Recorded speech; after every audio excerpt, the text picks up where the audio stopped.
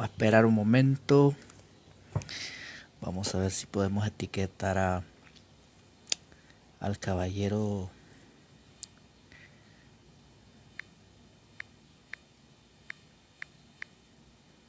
Creo que no, porque no lo tengo.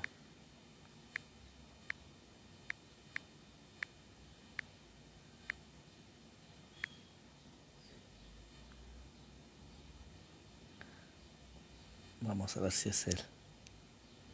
Esperemos que sea él. En respuesta a...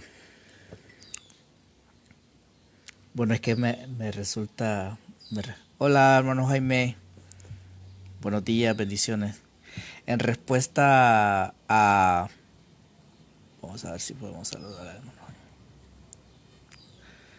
Vamos a añadir un rato.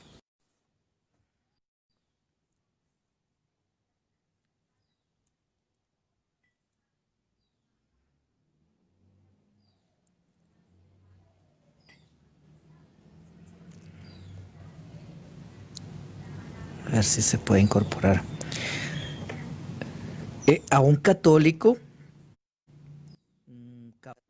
que... Hola, Recién Jaimito, bendiciones. despertando. Buenos días, buenos días. Hoy día Buenos es días, feriado buenos en mi días. país. Hoy, hoy es feriado. Qué Hoy es bueno, qué bueno, feriado. En plena qué bueno. cuarentena todavía tengo feriado. Que descanses entonces, es tu feriado. Mira, una pregunta. ¿Hubiese sido posible que el pueblo de Israel se hubiese sostenido si no hubiese un escrito que les hubiese alimentado espiritualmente hablando a ellos, sino hasta esperar hasta después del siglo I? Es que estaba platicando yo con un caballero católico que me dice que no había Biblia hasta después del siglo I. Entonces yo analizando en un pueblo que es pueblo de Dios, cómo se hubiese sostenido este pueblo de Dios si no hubiese escrito, si no hubiese sido dirigido por palabra de Dios, por un canon. ¿Y qué opinas tú de esto? ¿Cómo se podría sostener esto de que no había palabra de Dios hasta después del siglo I? Eh, Primero tenemos que definir, ¿no? Cómo es que se viene dando esta historia de las compilaciones bíblicas. Pablo dice hay dos cosas, dice Pablo, ¿no? De que guarden, hay dos cosas, uno lo que Pablo ha dicho por viva voz y también lo que les ha dicho ahí por carta. Entonces, durante los primeros años del cristianismo todo era por viva voz y también Pablo estaba escribiendo cartas. La diferencia es que tanto lo que creemos en el mundo evangélico es que tanto la viva voz y las cartas no se contradecían, o sea que eran la misma enseñanza. Pero para el catolicismo romano la viva voz pareciera que fuese otro tipo de enseñanza, ¿no? Aquello que no está dentro de las escrituras. Pero en cambio nosotros creemos que aquello que nosotros consideramos como viva voz está dentro de las escrituras. Entonces, ya en los primeros años del cristianismo, en los primeros 100 años, ya aparecen ya los primeros compilados conforme a cada pentapatriarcado, o sea que conforme a cada congregación ya tenía ya un compilado de las escrituras. O sea que hoy en día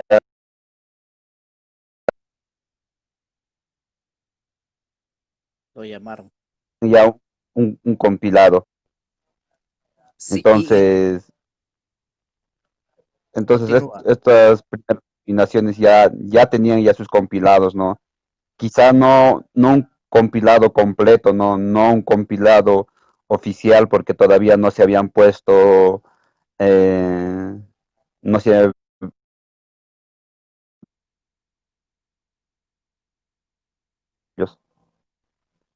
pero ya tenían cada denominación su compilado. ¿Tú sabes cuál es la diferencia entre compilación y recopilación?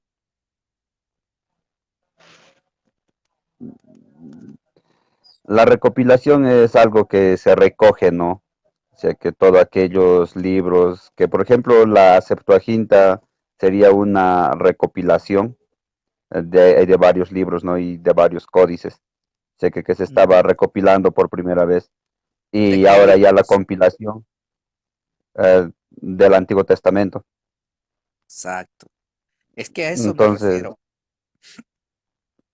entonces A eso después me de haber refiero. recopilado todos los Continúa. libros, entonces después de haber recopilado todos los libros, se sientan en una mesa o lo que se llama como un concilio, diferentes denominaciones y en base a lo que hay, ellos deciden, ¿no?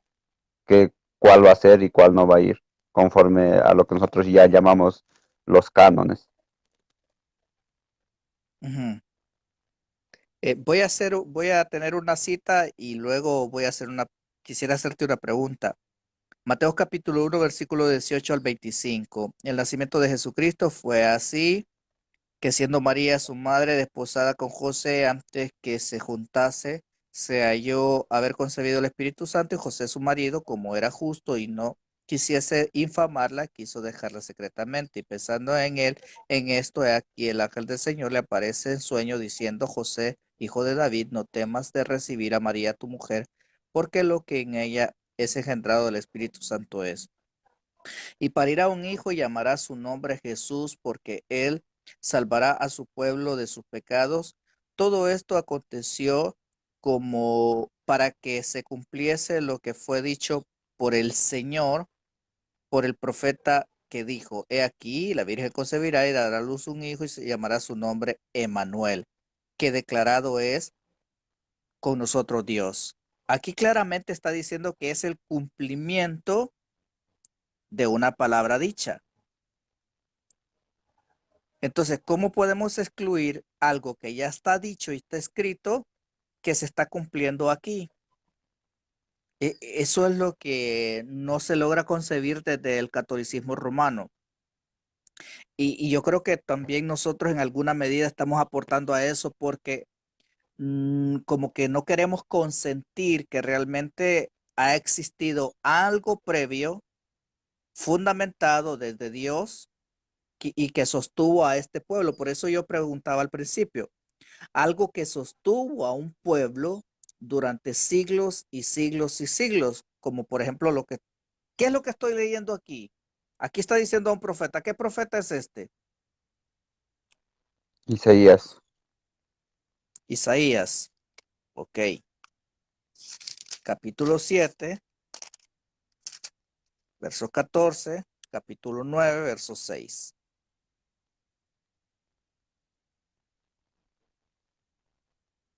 A ver, 9, va, 9, 6.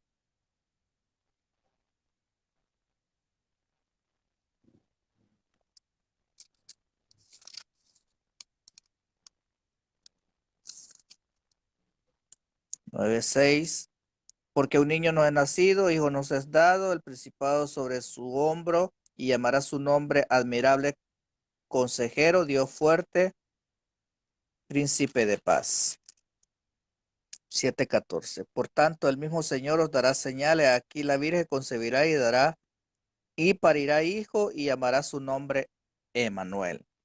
Esto ya está escrito para cuando está cumpliéndose aquí o no está escrito, solamente está en el aire, solamente lo repiten las familias de familia en familia o hay algún sistema de escritura para este entonces. Ya aparece entonces, ya habían ya las copias, ¿no? Lo que se llamaría ¿cómo se llama? Tienen un nombre en específico dentro del pueblo judío, hay los escribas, ¿no? Que estaban Papiros, encargados, ajá, los escribas, ajá, que los estaban escribas. encargados ahí de transcribir todo lo que estaba escrito, ¿no? Y que esté transcrito literalmente, tal como se había escrito, sin que se perdiese alguna letra o algún concepto. Estos escribas Entonces ya había, lo hacían en orden o en desorden. ¿Había algún orden estructurado de libro a libro o así a quemarropa, como saliera? mm, sacaban un libro, ¿no? O sea que era un rollo independiente cada libro. O sea que el libro ahí de Isaías, el rollo de Isaías era un rollo diferente, porque, porque no había hay un compilado, ¿no? Como hoy en día que lo podemos empastar, hacer un empastado ahí de varios libros, simplemente ellos tenían un rollo, ¿no? Entonces tenían varios rollos y de esos rollos, ¿no? Era un rollo ahí de Jeremías, un rollo de Isaías, un rollo ahí de Daniel, un rollo de este. Entonces, este conjunto ahí de rollos, lo que en griego se llamaría Biblias, ¿no? Biblios. Biblión, sí, Entonces, correcto. entonces lo que tenemos ahora, Biblia. Entonces Volvemos es a una verlo, sucesión de lo que había anteriormente. volvemos a verlo en Lucas capítulo 4, versículo 17 en adelante. Y fuele dado el libro del profeta Isaías, como abrió el libro, halló el lugar donde está escrito el Espíritu del Señor, que es sobre mí, por cuanto me ha ungido para dar buenas nuevas a los pobres, ha enviado para sanar a los quebrantados de corazón, para pregonar a los cautivos libertad, a los ciegos vista, para poner en libertad a los quebrantados, para predicar el año agradable del Señor. Aquí literalmente Lucas está citando al profeta. Sí, y no solo eso, no, sino que también está indicando que se abrió un rollo, ¿no? O sea, que Ujú. no solo está indicando el hecho de que no está citando solo a un profeta, ¿no? Como yo puedo citar ahí de vez en cuando lo que dijo Agustín, quizá transliteradamente, o puedo citar lo que dijo algún hombre en el antepasado, en el pasado, pero no estoy citando así como lo dice Lucas, ¿no? Y abrió el rollo Me gusta esta y versión, encontró lo que fue fíjate, dicho. me gusta esta versión 1909 porque dice, y fuele dado el libro del profeta Ujú. Isaías. Y aquí el versículo 20 dice, y rollando el libro, lo dio al ministro y sentándose. O sea, hay un ministro que le entrega el rollo o el libro al que va a leer, al que va a hacer la lectura, y luego este que hace la lectura tiene que devolverle ese libro o ese rollo a ese ministro. Eso me dice a mí que había un orden bien estructurado donde el ministro sabía dónde debía colocar el rollo en un orden establecido. No era así al molote que estaban el relajo de rollos y no, había un orden donde se debía de leer y cómo se debía de leer. ¿Qué opinas de esto? Aún en nuestras propias bibliotecas no tenemos un orden, ¿no? Que por ejemplo yo no tengo muchos libros, pero sí los ordeno ahí de una manera. Hay los himnarios y luego empiezo a ordenar hay escritos ahí de Biblia, hay escritos ahí de historia, entonces ahí los tengo ahí ordenados, ¿no? Entonces es evidente que ellos ahí ordenaban. Es más, dentro de sus ordenamientos eran de tres tipos, ¿no?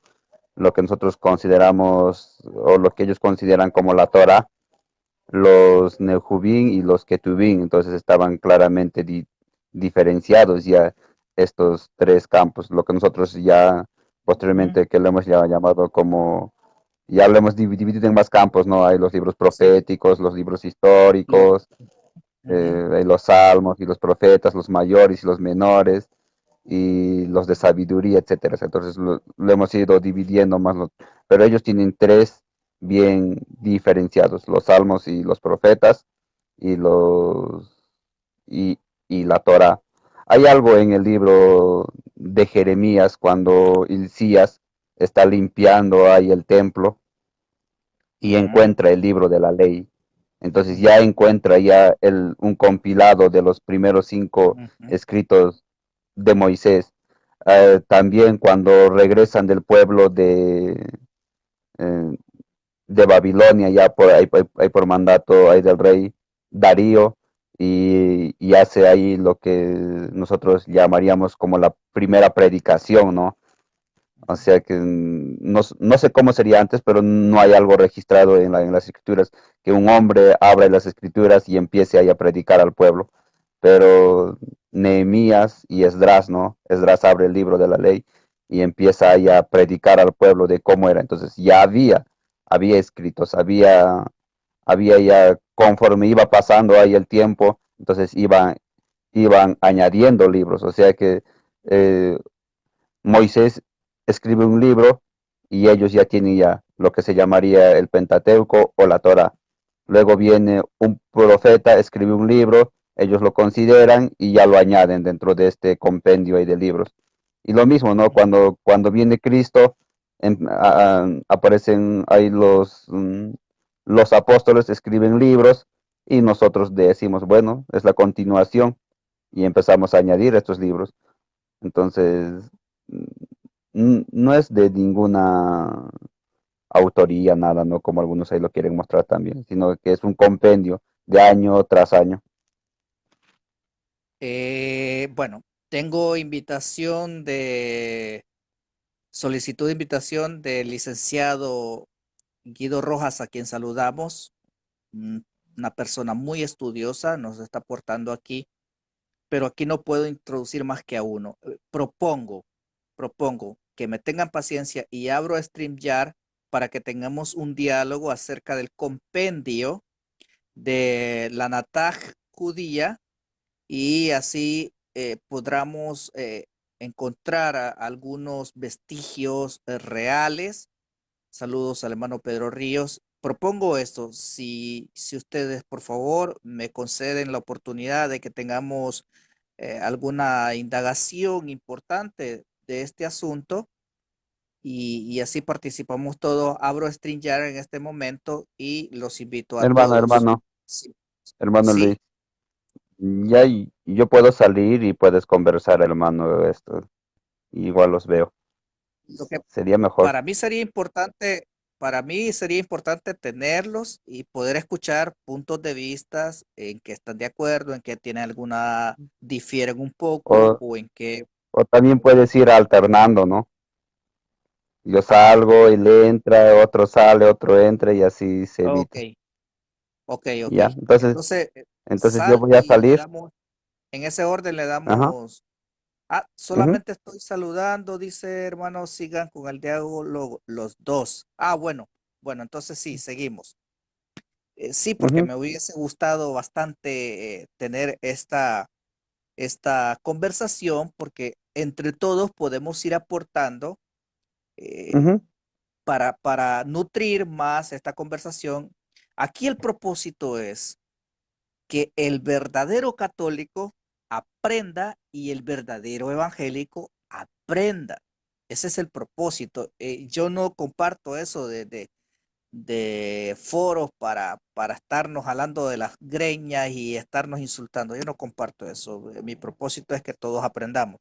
Entonces, hablando de lo que decías de los tiempos del rey Gisías y Josías también, donde se limpia y se está trabajando en la restauración del templo, y en la limpieza de este se encuentra la Torá, y todos con alegría van y llevan la noticia de que lo han encontrado, dando a entender que había un extravío en cuanto a esto. Lo que estamos leyendo de Lucas capítulo 4 versículo 17 en adelante se encuentra en Isaías capítulo 61. El Espíritu del Señor es sobre mí, porque me ungió Jehová, hame, hame enviado a predicar buenas nuevas a los abatidos y a vendar a los quebrantados de corazón, a publicar libertad a los cautivos y a los presos, abertura de la cárcel, a promulgar año de la buena voluntad de Jehová, día de venganza del Dios nuestro, a consolar a todos los enlutados, a ordenar a Sión a los enlutados, para darles gloria en lugar de ceniza, óleo de gozo en lugar de luto, manto de alegría en lugar del espíritu angustiado, y serán llamados árboles de justicia, plantío de Jehová para gloria suya. Hermanito Jaime, ¿qué hubiese sido de la venida de nuestro Señor Jesús sin estos rollos, sin este orden? ¿Qué hubiese ocurrido? Vamos a entrar en un momento, no sé si será correcto, una presunción, pero ¿cómo se hubiese enterado el pueblo de Israel de lo que estaba sucediendo si no hay un escrito acerca del Mesías, por ejemplo? El Mesías, se sabe del Mesías acerca de, por medio de, de, del orden establecido y que se le enseñaba. Pero ¿qué hubiese sido si no hubiese habido un orden, una enseñanza, un caminar en el pueblo judío al respecto? ¿Cuál es tu opinión? Ah, es bastante complejo, ¿no? Sobre reconocer la identidad del Mesías, por el hecho de que ellos estaban esperando a un Mesías, ¿no? Así que no solo por lo que estarían escribiendo, sino que esperaban, hasta hoy en día siguen esperando, ¿no? Hay un Mesías. Entonces, es como nosotros, ¿no? Nosotros estamos esperando ahí la segunda venida y de Cristo, estamos, estamos estudiando cómo será, de qué manera ahí será, hasta nuestros niños más pequeños ya saben, ¿no? De la segunda venida y de Cristo. Entonces, esto no necesariamente a nuestros hijos eh, tengamos que darle, ¿no? Algo sobre clases ahí de escatología, para ellos es suficiente que nosotros esperamos ahí a nuestro Salvador nuevamente, ¿no? En su segunda venida. Entonces, esto también ocurría dentro del pueblo judío o dentro del pueblo hebreo, que esperaban, ¿no? Hay un Mesías. Ahora, la identidad del Mesías, ¿no? O sea que esto ya es un poco más complejo, ¿no? O sea que tanto nosotros ahí esperamos la segunda venida y ellos esperan el Mesías. Entonces, en cada escrito ya se va revelando un poco más sobre la identidad del, del Mesías. Esto específicamente para los, para los letrados, ¿no? O sea que para los estudiados, porque Jesús no tenía ningún inconveniente con el pueblo, ¿no? El pueblo aceptaba lo que es al Mesías, ¿no? Sin titubear y sin nada, estaban aceptando, pero aquellos que tenían conocimiento dudaban, a Juan mismo dudaba, ¿no? A causa ahí del conocimiento.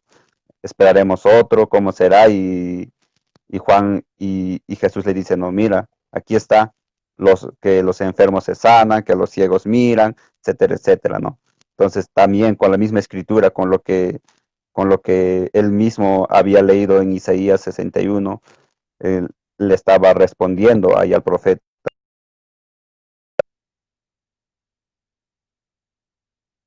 era un poco más amplia, ¿no? De que, de que los escritos quedan para aquellos que realmente están en la enseñanza, ¿no? Pues, como nosotros, ¿no? Tenemos pequeñas discrepancias en cuanto a la segunda venida.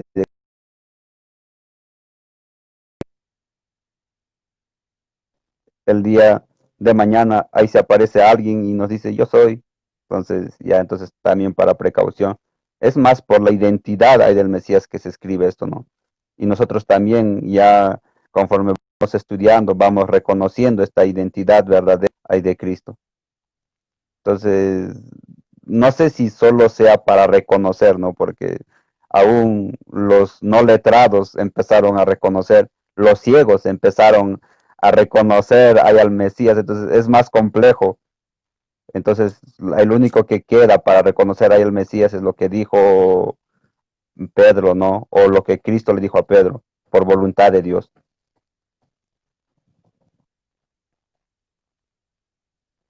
Gracias. Voy a leer Lucas capítulo 24, versículo 45 en adelante.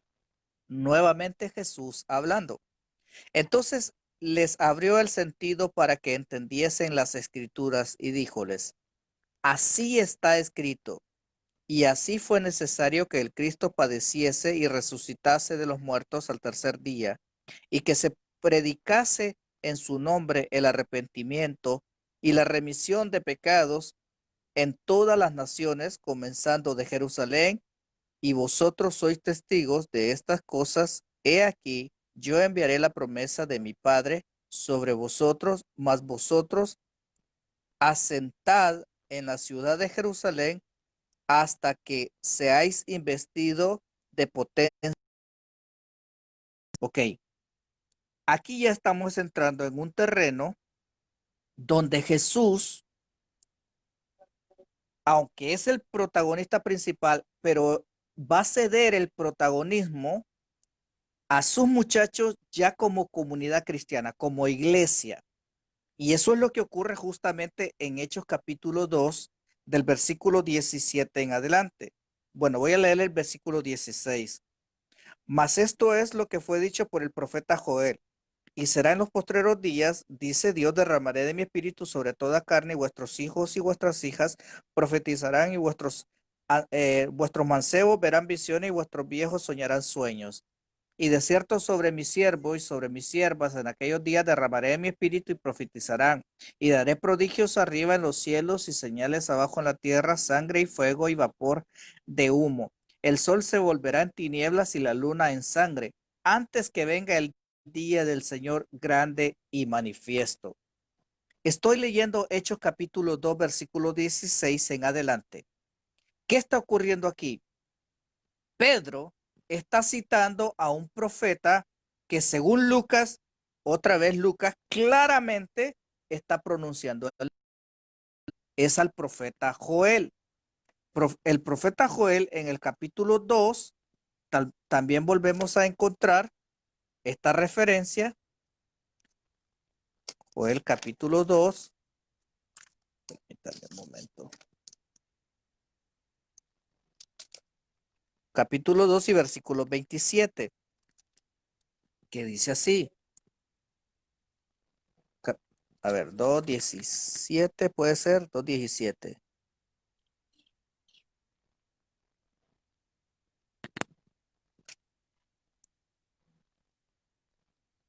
¿Será que después de esto derramaré mi espíritu? Estoy leyendo Joel 2:28. ¿Y será que después de esto derramaré mi espíritu sobre toda carne y profetizarán vuestros hijos y vuestras hijas? Vuestros viejos soñarán sueños y vuestros mancebos verán visiones. Y aún también los siervos y siervas derramaré de mi espíritu en aquellos días. Hasta el derramamiento del Espíritu Santo, de acuerdo con Pedro, cita un orden ya preestablecido en un canon preestablecido. La siguiente pregunta entonces sería, ¿la iglesia de Cristo, la comunidad cristiana que comienza en Jerusalén, le debe al canon judío su caminar como comunidad cristiana, como iglesia cristiana, o debe deslindarse? Porque Pedro aquí nos da un ejemplo de esto, Jaime. Eso es bastante sencillo por el mismo hecho de que cuando Pablo estaba predicando en Antioquía, que si mal recuerdo, espero no estar olvidándome el lugar, no, en Berea, ¿no? Cuando estaba predicando ahí en Berea, estos comprobaban si lo que estaba diciendo Pablo era verdad, ¿no? Si lo que estaba diciendo. Entonces, más es, este es el sentido de las escrituras, ¿no? Ver si realmente lo que un pastor que nos está diciendo es bíblico o no es bíblico. Comprobar esto ahí con las escrituras. O sea que aún esto es el sentir, desde mi punto de vista, de las escrituras, ¿no? De que tengamos algo escrito para saber, para ver realmente si lo que nos están enseñando está dentro de las escrituras. Ahora, el segundo punto en esto es que ellos ya tenían algo establecido. Ellos tenían, no sé cuál sería la forma en que ellos comprobarían, ¿no? No sé si cada uno ya tenía una biblioteca y de estos, porque recordemos que algunos rollos costaban que solo podían comprarlo los ricos, ¿no? Hay los magnates ahí de ese tiempo, pero imagino que libros como Joel, de los estos, podía ser ahí de adquisición rápida, ¿no? El libro ahí de Isaías creo que era el libro un poco más inaccesible, ¿no? Para la economía y del pueblo, pero, pero ellos estaban comprobando ya lo que decía Pablo, si estaba conforme a las escrituras. Pablo estaba predicando muerte, resurrección, y, y los judíos estaban comprobando esto, si realmente había enseñado, si realmente lo que estaba diciendo Pablo estaba en las escrituras. Ujú. Entonces, Estoy leyendo, entonces, Hech- está citando Hechos capítulo 17 versículo 11. Solo ujú. déjame leerlo para que tú agarres cuerpo de ello. Y fueron estos más nobles que los que estaban en Tesalónica, pues recibieron la palabra con toda solicitud, escudriñando cada día las escrituras si estas cosas eran así. Así que creyeron muchos de ellos y mujeres griegas de distinción y no pocos hombres, mas como entendieron los judíos de Tesalónica que también en Berea era anunciada la palabra de Dios por Pablo, fueron y también allí tumultuaron al pueblo. Entonces ahí ya se ve claramente de que tenían escrituras y ellos estaban escudriñando, ¿no? La mismo Pablo le escribe ahí a Timoteo y le dice que él ha sabido ahí las escrituras desde su niñez. No sé cuántos años, ¿no? Si acá podemos ver de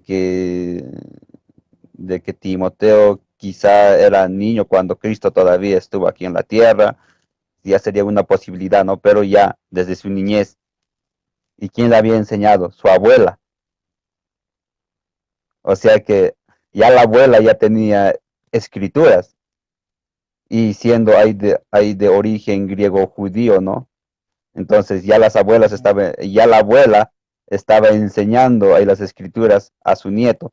Entonces ya hay escrituras en los primeros días del cristianismo. Aún las mismas cartas hay de Pablo. Pablo dice, envíen esta carta a otros, ¿no? Es por eso que Pablo explícitamente muchas veces tiene que decir dentro de, dentro de sus cartas esto, ¿no? Lo digo yo y no el Señor. ¿Por qué? Porque él estaba claramente convencido que las cosas que él estaba escribiendo eran en nombre de Dios. O sea que eran cartas que iban dirigidas como si el Espíritu Santo mismo estuviese inspirando a Pablo. Por eso Pablo dice, lo digo yo y no en el Señor. Por este mismo motivo, para que no haya confusión en lo que está inspirando Dios y el pensamiento que él está poniendo. Ahora bien, la siguiente pregunta sería la siguiente. Perdón por la redundancia de palabras. ¿Estos judíos sentían expropiación por este escrito o tenían claro que era algo dado de Dios que por supuesto debían preservar por ordenanza de Dios, pero sin ese sentido de expropiación humana? Porque aquí vemos a griegos, aquí vemos a gente de Tesalónica, aquí vemos a gentiles que tienen las escrituras.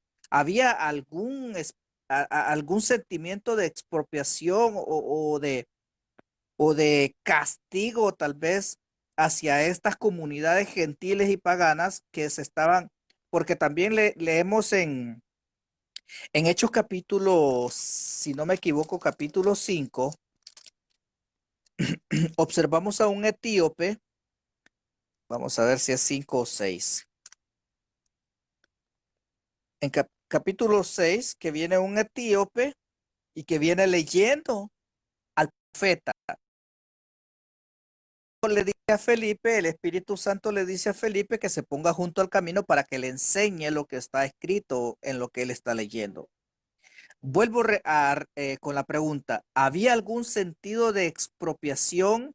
¿Se sentían irritados los discípulos del Señor en este caso o los judíos porque comunidades gentiles leían la palabra de Dios y compraban estos pergaminos, estos rollos?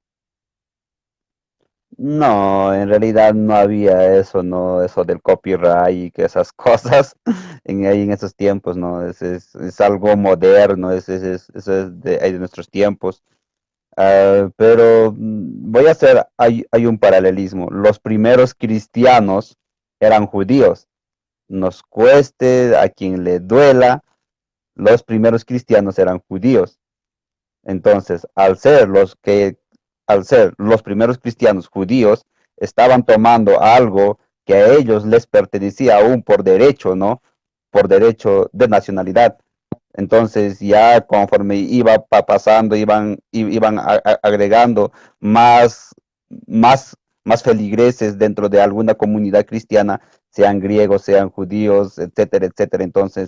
Mm, entonces, en esto es la necesidad de Pablo, ¿no? Ya no hay griego ni hay judío, aun cuando las escrituras se les ha confiado a los estos. Y ahora dentro de los últimos días, ¿no? Que se ha venido diciendo, este es el paralelismo. ¿Cuál es? Calvino, Zwinglio, Lutero, todos los reformadores han sido católicos. Les cueste o no les cueste aceptar. O sea que la reforma es una reforma católica. Entonces, también, por derecho de historia, nos corresponde, así como en el pueblo esto. Entonces, y ahora ya hay con leyes y todo eso, no, ni siquiera se podría llamar ni siquiera copyright, nada, que ni copia, ni plagio, nada de esas cosas. Pero regresando allá al antiguo, no. Ellos tenían el mismo derecho de sus padres, o sea que los griegos tenían el mismo derecho a las escrituras, así como el judío tenía el mismo derecho de leer mitología griega.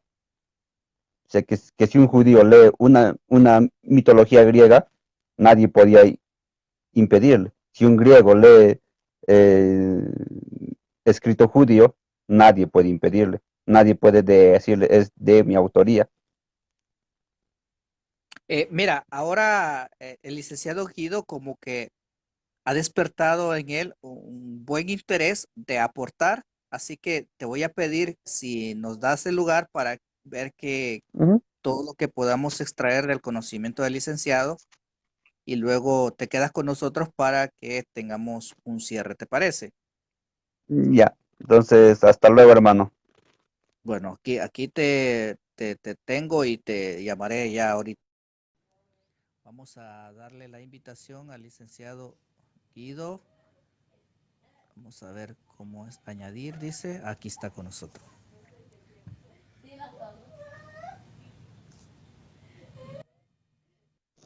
Vamos a darle un espacio. Muy buenos días, licenciado Guido Rojas. ¿Qué tal está? Bendiciones, ¿cómo estás, Jaime? Gracias. Muchas bendiciones. Aquí, ¿Qué tal, Logan? bien, creciendo. Ahí Está bien, está estamos, bien. aquí es festivo en Colombia. Sí Es parece un que en día todo festivo. Sudamérica, porque me está diciendo Jaime que también en Perú. Sí, yo creo Muy bien, que ya usted, antes de decirte, ya dígame, me dígame. acordé, es una fiesta religiosa. Es una fiesta de que la iglesia celebra el martirio de los apóstoles Pedro y Pablo, 29 de junio. Ok, ok. Sí, Muy sí. bien, entonces usted le ha estado dando seguimiento a esta conversación interesantísima que hemos estado teniendo esta mañana. Sí, vi que están tratando algo sobre la Biblia. Están hablando algo sobre la Biblia en general. O solo el pueblo judío. Más bien la deuda, la preservación y tratando de encontrar vestigios de cuánto ellos restringían, si ellos tenían restricciones en cuanto a las comunidades gentiles, paganas, por ejemplo, la Asia Menor, si hay vestigios de que ellos le prohibían a gentiles en las iglesias de Éfeso, de Esmirna, toda la Asia Menor, en la misma comunidad en Roma, Corintos, Galacia, Filónica, o si había libertad y todos aquellos que sentían apetito por el escrito judío podían acceder a él, porque estábamos leyendo aquí en Hechos, Hechos 17, donde Pablo está predicando en Atenas y hace una referencia, voy a volvérsela a leer en Hechos capítulo 17. Decía, y fueron estos más nobles que los que estaban en Tesalónica, pues recibieron la palabra con toda solicitud, escudriñando cada día las escrituras, si estas cosas eran así. Así que creyeron muchos de ellos, mujeres griegas de distinción y no pocos hombres. O sea, hay una denotación que ciertamente hay judíos, pero claramente el versículo 12 dice que hay mujeres griegas y también no pocos hombres griegos. Entonces, queríamos nosotros indagar un poco a ver si había algún tipo de restricción, prohibición, algún tipo de celo para que los gentiles no leyesen las escrituras. ¿Qué nos puede decir? No, mira, bueno, está escuchando también a Jaime, es importante porque tú sabes que después del destierro de Babilonia, que lo están comentando, acuérdate que muchos judíos se quedaron en Babilonia, después de ahí se formaron lo que llaman las diásporas. O sea, las diásporas eran lugares de lo que llama la dispersión, lugares Ujú. de los judíos cuando se destruyó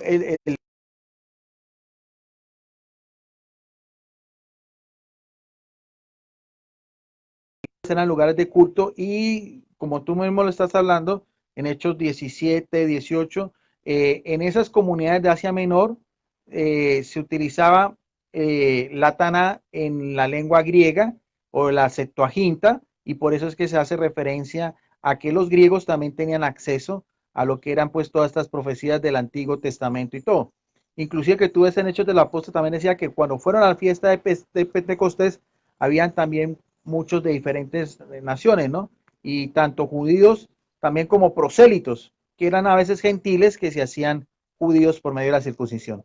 Ese Ujú. ambiente histórico es muy interesante y Pablo lo aprovecha muchísimo. Y lo que tú estás hablando, claro, en los viajes misioneros de Pablo, él y por su misma formación al pie de un gran maestro como Gamaliel, le sirvió mucho. De hecho, él mismo dice que iba y con los propios judíos, ¿no? Con las mismas escrituras, tanto él como Apolo discutían acerca de todo lo que la Taná decía del Mesías. Ese ambiente es muy importante y así fue como se fue esparciendo el evangelio entre los que no eran judíos, que se les da el nombre los paganos o los gentiles, que en griego son los goín, o sea, los de las otras naciones. ¿Y qué, ¿Ves? qué accesibilidad tenían estas regiones, estas comunidades a los escritos judíos como la Tanaj y la Septuaginta? Había accesibilidad, sabemos que había un costo, sabíamos que tenía que haber un valor, porque los escribas estaban dedicados estrictamente a esto. Sabemos que la escuela de Gilel había hecho ese compendio con lo que era el Estado mismo y había hecho esa segregación, esa separación de los escribas y los había estructurado para que hiciesen permanentemente ese trabajo y no se dedicasen a otras cosas más que al tratamiento de las transcripciones, ya que el material con el que trabajaban era demasiado frágil, demasiado débil y constantemente debían de estar haciendo ese trabajo. Aparte de que hay vestigios en la escritura de mucha petición por parte de comunidades, por parte de regiones que querían leer la, la, la documentación judía. ¿Qué accesibilidad había en esos tiempos, licenciado? Sí, lo que tú dices, claro, era muy limitado porque eran pergaminos, a veces se utilizaban material, por ejemplo, de cuero. De hecho, una de las formas como se han conservado los escritos, los rollos del Qumran, también, por ejemplo, en láminas de cobre, pero eran pues, el acceso era muy limitado y muy costoso. Por ejemplo, si tú ves algo importante, ahora que estabas también citando Hechos de los Apóstoles, creo que es en Hechos 16, 7, cuando el diácono Felipe, el eunuco, ¿te acuerdas? El eunuco, ese venía de Jerusalén leyendo, dice el texto, un rollo del profeta Isaías y un Ujú. rollo solamente un rollo, solamente eso costaba 300 denarios, que era casi el salario de un trabajador todo un año. O sea que eran, claro, no solamente por los estudios, sino por los materiales y lo riguroso que era y el tiempo. Eran muy pocas personas tenían acceso a tener unos rollos, aparte de los que sí tenían en las sinagogas. Por eso es que se les daba un nicho, los tenían toda la reverencia que le dan los judíos. A lo que eran los rollos. Pero pues todas esas limitaciones hay que mirarlas a ver, porque es importante, como tú decías, tanto para católicos como evangélicos, progresar un poco en todo lo que es el que hoy en día podamos tener ya acceso a la palabra de Dios en una Biblia, así sea electrónica, que en ese tiempo pues era casi que imposible, era muy limitado, incluso que había también mucho analfabetismo, ¿no? Por eso los rabinos también tenían una labor muy especial. Cuando tú mismo hablas de que a Jesús se le dio a leer el rollo del profeta Isaías, muy pocas personas que iban a las sinagogas, los rollos se leían en hebreo y se explicaban en arameo, que era la lengua más del vulgo. Entonces, eso es interesante, ¿no?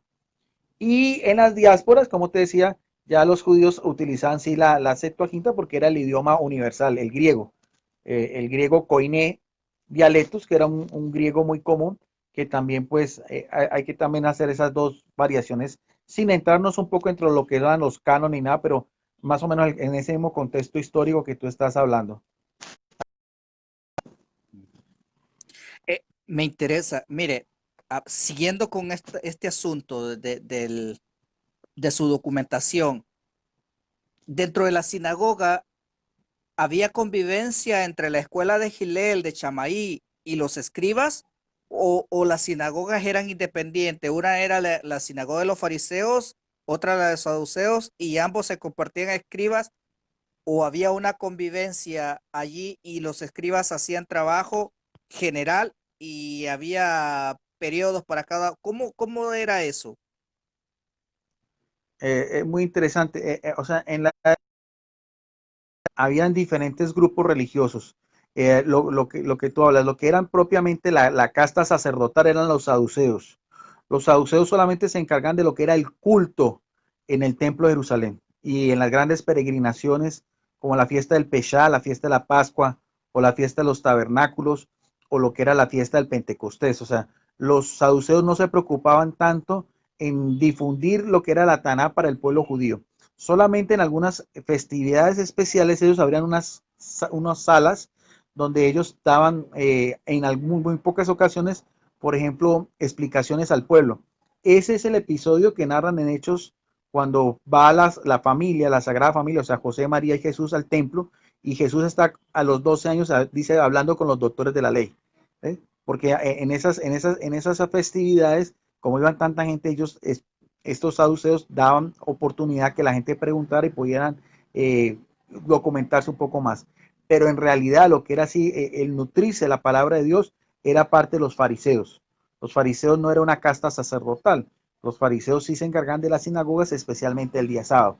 En esas sinagogas sí habían sinagogas, por ejemplo, dice la palabra de Dios, de los libertos, sinagoga de los griegos, sinagoga de los judíos, pero en todo caso ellos también tenían un sistema en el año de que todo lo del Antiguo Testamento, sobre todo, da mucha importancia a lo que eran los salmos y también los libros de los profetas. Entonces ellos también tenían todo su culto religioso, pero era más que todo, las sinagogas eran escuelas religiosas. Entonces, y escribas, como tú mismo lo decías, habían tanto escribas, tanto los saduceos como escribas también, de así decirlo, más como teólogos, más de interpretación, que también Jesucristo también, habían escribas que iban y le preguntaban, maestro, ¿qué dice la ley? Entonces, eso es importante, ¿no?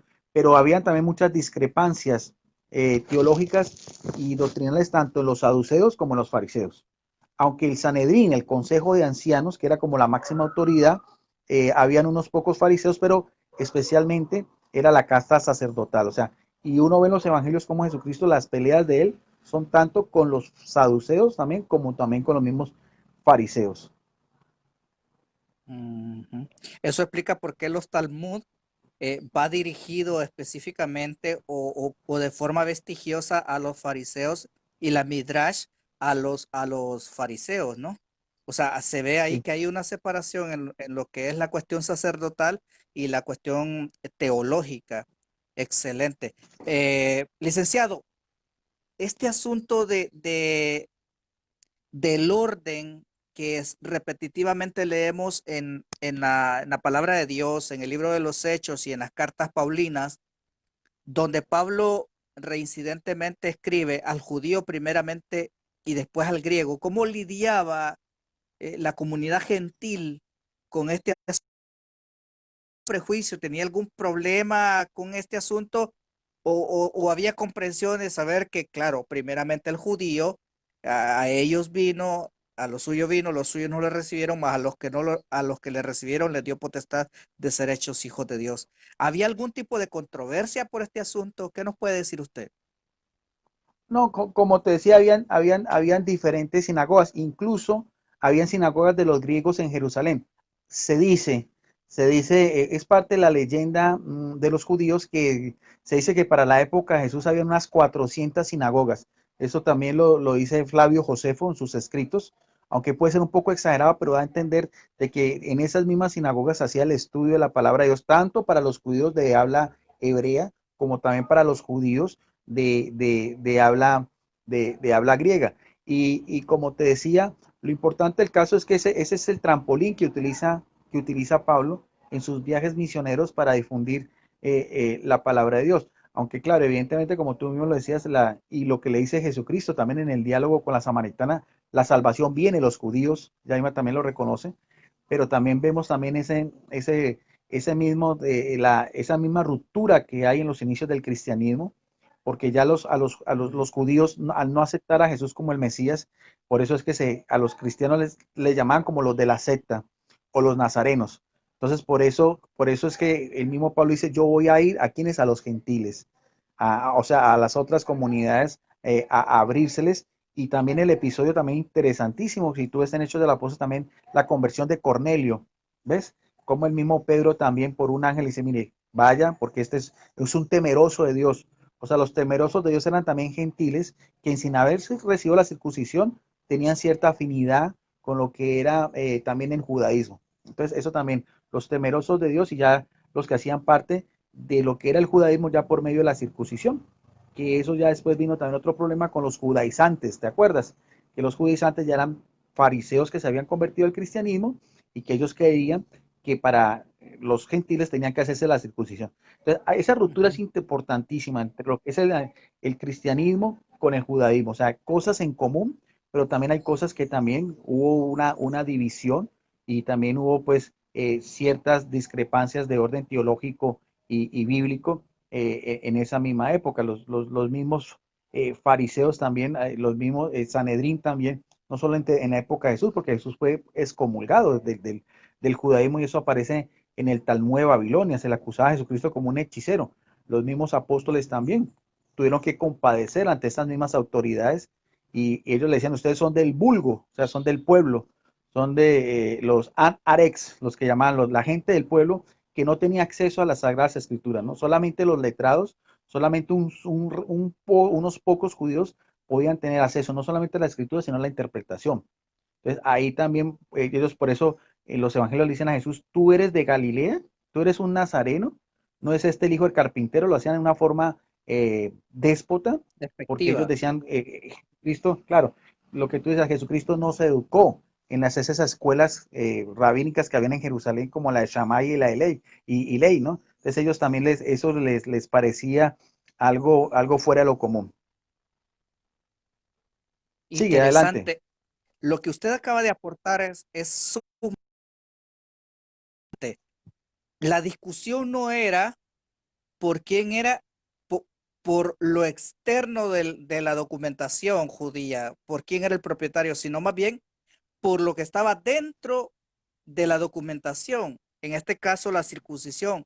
Pero me llama poderosamente la atención que los judíos no intentan imponerlo, por lo menos desde el apostolado, ¿verdad? Por lo menos desde el liderazgo, sino más bien acuden a un concilio, van a un concilio y en ese concilio se ponen de acuerdo escrituralmente de qué es lo que procede en cuanto a los gentiles y qué es lo que no procede en cuanto a las gentiles. Y eso me llama poderosamente la atención porque no se trata de la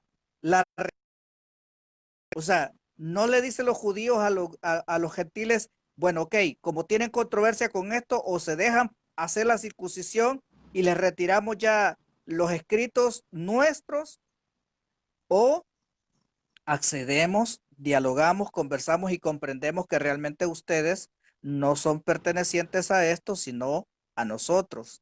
Me interesa muchísimo su aportación en cuanto a esto que usted Y, acaba de enunciar.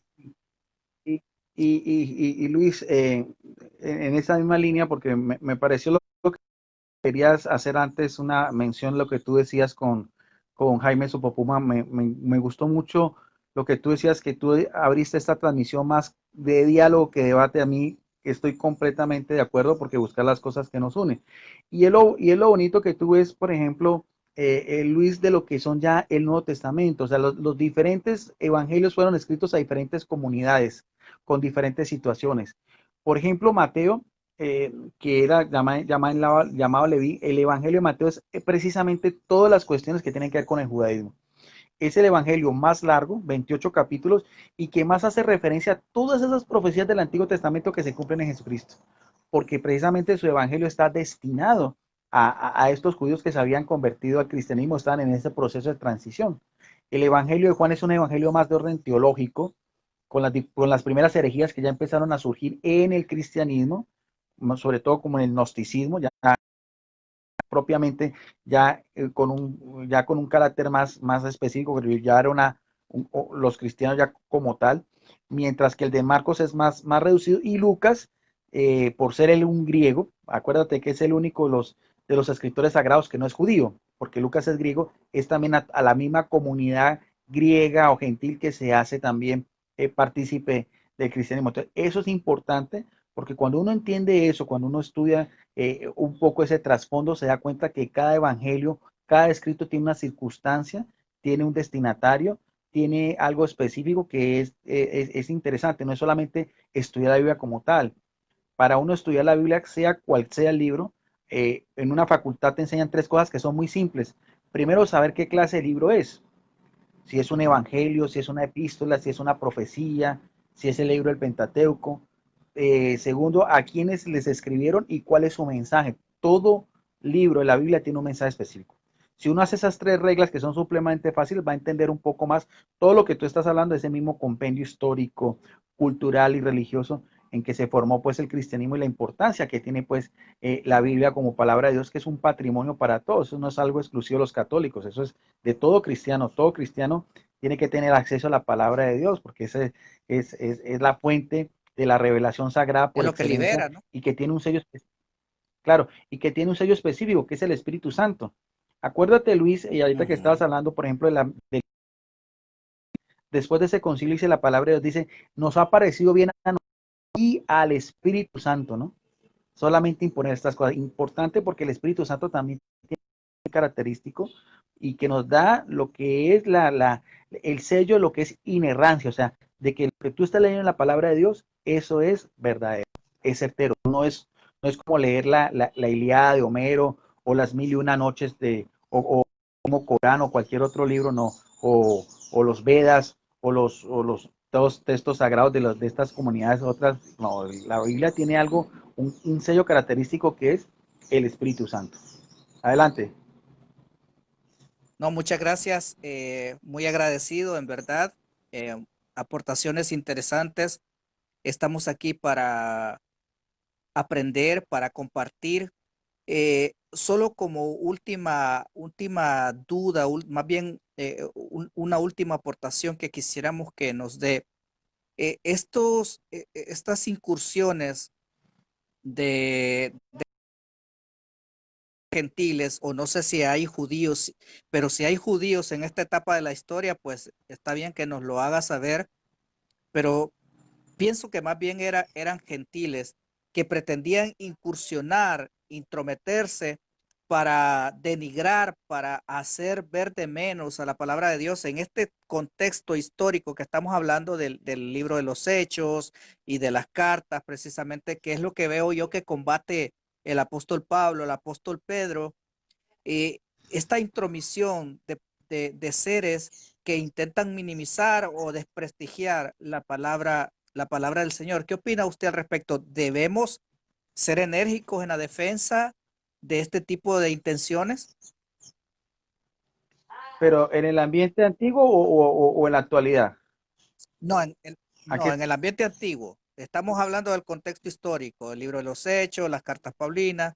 ¿Cómo ve usted que reaccionan tanto los apóstoles, los discípulos, Pablo escribiéndole a Timoteo que tenga cuidado, que Pablo escribiéndole a Tito, Pablo escribiéndole a los hermanos en Galacia, escribiéndole a los hermanos en Filipo, en Tesalónica? ¿Cómo observa usted el comportamiento de nuestros hermanos aquí en el tiempo histórico contextual que estamos platicando? Mira, Jaime, que eso, perdón, Luis, eso es lo mismo. Si uno ve los mismos problemas de las comunidades antiguas, los puedes tú ver en la actualidad. Las mismas a veces divisiones, por ejemplo, en la introducción del apóstol Pablo en la carta a los Corintios, él mismo reclama. Corinto, una comunidad Asia menor muy grande, una metrópoli, una cosmopolita, decía, ¿cómo es posible que ustedes digan, algunos son de Pedro, otros son de Pablo, otros son de Cefas? ¿Acaso está dividido? O sea, esas mismas circunstancias, esas mismas divisiones se presentan en la antigüedad y se presentan hoy en día. Las mismas recomendaciones de orden moral, de orden de, por ejemplo, de cuidarse de los que causan divisiones. En todas esas epístolas tú ves, ese era el liderazgo que están haciendo los apóstoles, porque la naturaleza humana es igual a través de todos los tiempos. Aún en la época, por ejemplo, de Jesucristo, dice, creo que es al final del Evangelio de Marcos, que algunos no creían que Jesucristo había resucitado y algunos dudaban de que realmente quién era Jesucristo. Tú estabas hablando, por ejemplo, de los discípulos de Maús. Todo ese mismo ambiente es muy bonito, es muy porque ellos están esperando un rey Mesías, un rey que los convirtiera en reyes de este mundo. El judío lo que más sentía, por así decirlo, en ese momento histórico, era la humillación de verse sometido bajo una autoridad romana gentil, que siendo ellos el pueblo judío. Por eso es que una de las formas como ellos se dirigían en forma déspota eran los incircuncisos, ¿no? Los incircuncisos. Y también de los paganos también, como tú mismo lo dices, ellos no había algo que ofendiera más a un judío que ellos les llamaran perros. El término perro que aparece también en la Biblia, cuando tanto Ujú. Pablo como también, cuando dice los perros no heredarán el reino de los dioses, no, no están hablando de Logan, mi pastor alemán, sino están hablando precisamente era la forma como también se hablaba de una manera déspota también de los gentiles Ujú. a los judíos. En ese ambiente hubo, después puedes indagar, hubo un filósofo griego llamado Celsos. Él fue también uno enemigo acérrimo también de lo que era el cristianismo, y denigrando de Jesucristo. Decía que Jesucristo había nacido de una relación extramarital de María con un soldado romano de nombre Pantera. Entonces, también vemos todo ese mismo ambiente, también, como tú lo decías, tanto de odio de los mismos judíos, también que lo vemos en el Talmud judío, como te decía, a Jesucristo se le acusaba como un hechicero, como un brujo, como un mago, como también de alguna parte de los intelectuales judíos, de los intelectuales griegos. Por eso es que cuando Pablo va después en el aerópago, dice, no voy a volver a predicar no solamente un Cristo que crucificado y resucitado. O sea, él mismo entendió que para los judíos había que metérseles por ese lado, de lo que era sobre todo un Cristo crucificado. Y por eso es que Pablo hace mucha referencia a lo que es el misterio de la cruz, porque para cada uno, de acuerdo al pensamiento, también de acuerdo, iba también ese mensaje de salvación. Ujú. Gracias, licenciado. El último llamado sería entonces, licenciado, para para la comunidad cristiana en, en toda su expresión, católicos, evangélicos, como usted ejemplifica más que todo gesticularmente cuando usted muestra ejemplares, obras de Justo L. González, de MacArthur, de también eminencias teológicas católicas, Biblias evangélicas, Biblias católicas. Yo creo que nos queda la exhortación a católicos y evangélicos que estudiemos las escrituras, que leamos las escrituras, que busquemos en las escrituras todas las verdades que están expuestas para nosotros, para que nos confronte, para que nos haga caminar en una convivencia mejor para con Dios. Le cedo el paso a usted, licenciado. Sí, sí, con eso termino. En eso, mira, estoy completamente de acuerdo. Yo no utilizo a veces mi material evangélico para forma más que polémica, sino en el sentido, mira, yo siempre les he dicho, Luis, a mis amigos evangélicos, como es el caso tuyo y todos los demás apologistas que tengo relación, mire, ellos sean fieles a su herencia de las iglesias que nacen como la Reforma Protestante. Busquemos más bien las cosas que nos unen y no las que nos desunen. Y mira, yo me he aterrado de la gran colección de Biblias que yo tengo de diccionarios. Ellos no son, uno no ve ese celo a veces anticatólico o antievangélico que se ve a veces en las redes sociales, no, son gente erudita que tiene una aportación a veces de orden exegético, de orden hermenéutico, de orden histórico, del mismo proceso como el cristianismo fue evolucionando hasta llegar hasta nuestros días. Entonces, eso es interesante. Yo creo que la Biblia es algo que nos puede unir y se pueden hacer, por ejemplo, mira este compartir de nosotros que hemos hecho ahorita, que tú me hiciste la invitación, mira, hablar de la Biblia, cosas que nos unen, sin entrar de pronto a cosas también que nos pueden dividir, pero buscar primero eso, porque la Ujú. palabra de Dios es un tesoro. Cuando tú estabas, y con eso termino, estabas relatando lo de los discípulos de Maús, cuando Jesucristo mismo les explica las escrituras, dice que desaparecen, dice Hechos de los, dice que estos mismos dolor que sentían al escuchar la palabra de Dios del divino maestro. ¿Cómo será eso?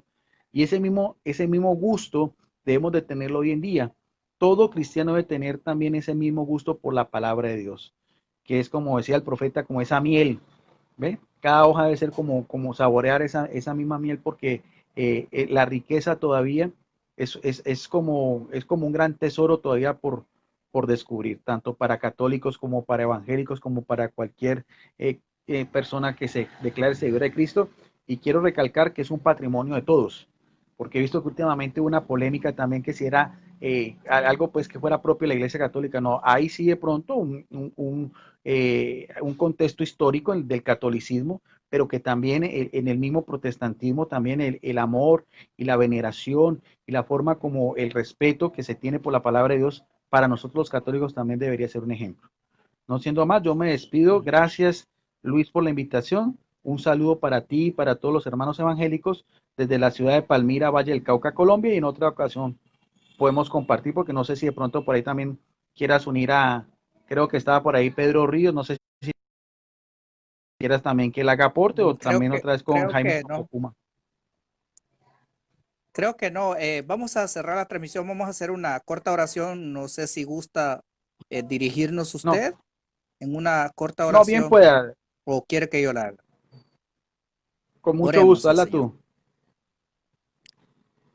Padre nuestro, esta mañana te damos gracias, Señor, porque nos has dado la oportunidad de unirnos en tu nombre, Señor, para aprender, para escuchar puntos de vista, Señor, al respecto de la historia que nosotros no vivimos tangiblemente, no estuvimos presentes allí, pero por los vestigios en tu palabra, Señor, que es infalible, tu palabra, Señor, que es irrefutable. Podemos encontrar, Señor, esa verdad que nos conduce, Señor, cada día a ti. Te ruego que bendigas la vida de nuestro hermano, Señor, licenciado Guido Rojas, la vida de los que él ama también, Señor, y así toda la comunidad católica, Señor, que tú le bendigas a todos y cada uno de ellos y que pongas en cada uno el hambre por buscar tu palabra, por encontrar en tu palabra, Señor, esa verdad que el Espíritu Santo guía, Señor, cada día. También por los evangélicos te pedimos, Señor, para que tú nos ayudes a crecer en sabiduría, Señor, y a poder dar respuesta desde, como decía el licenciado Guido, de ese apetito que tenemos, Señor, sin exacerbarnos, sin llegar a los insultos. Perdónanos si hemos fallado en esa etapa, en esa área y no hemos dado buen testimonio, Señor, acerca de ti y de cómo debemos conducirnos en tu casa, como dices tú, Señor, en tu palabra. Gracias te damos por este momento, Señor, que sea de mucha bendición para todas las personas que puedan ver este video. Te lo agradecemos, Señor, de parte de tu siervo, licenciado Guido Rojas, y de mi parte, también de Jaime Supo, el apologista, Señor, que tú también tuviste aquí con nosotros, y de todos y cada uno de los que participaron en el nombre de Jesús. Amén y amén. Feliz día, licenciado. Gracias, gracias, gracias Luis, gracias por tu educación, por tu cultura, por tu ejemplo. Y quiero terminar con lo que decía Amós 8:11. Vendrán días en los cuales habrá hambre y sed, no hambre de pan ni sed de agua, sino de oír la palabra de Dios. Bendiciones y nos vemos en otra oportunidad. Gracias. Bendiciones.